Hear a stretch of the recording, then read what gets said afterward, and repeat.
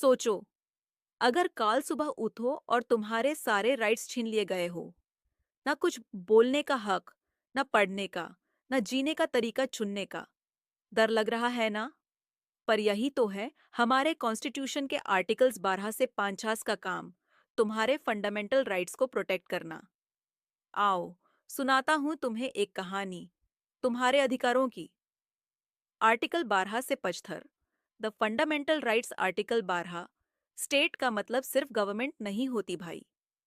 कोई भी अथॉरिटी जो लॉ बनाती है या एनफोर्स करती है, वो भी स्टेट के अंडर आती है।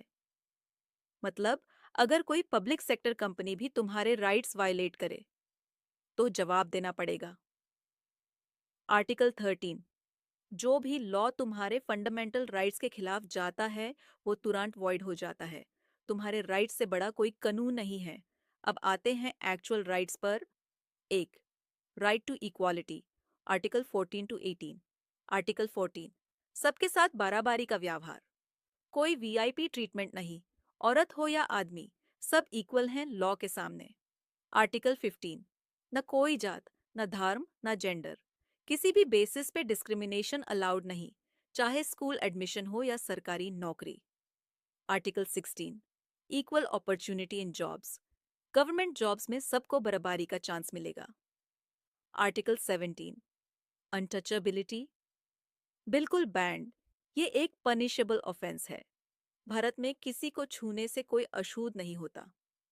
आर्टिकल 18, राजा महाराजा के जमाने गए, कोई भी टाइटल जैसे सर या रय बहादुर अब नहीं चलेगा। 2, right to freedom, article 19 to 22। Article 19, तुम बोल सकते हो, लिख सकते हो, घूम सकते हो, किसी भी ग्रुप का हिस्सा बन सकते हो, लेकिन हाँ, कुछ रीजनेबल रिस्ट्रिक्शंस के साथ। आर्टिकल 82, किसी क्राइम के लिए बार बार पनिश नहीं किया जा सकता। और हाँ, जब क्राइम हुआ ही नहीं था, तब के कानून से तुम्हें गिल्टी नहीं बनाया जा सकता। Article 21, right to life and personal liberty, तुम्हारा जीने का, पढ़ने का, शादी करने का और अपनी मर्जी से जीने का हक, यही आर्टिकल देता है। आर्टिकल 82 आ, 6 से 14 साल के बच्चों के लिए एजुकेशन फ्री एंड कंपलसरी है।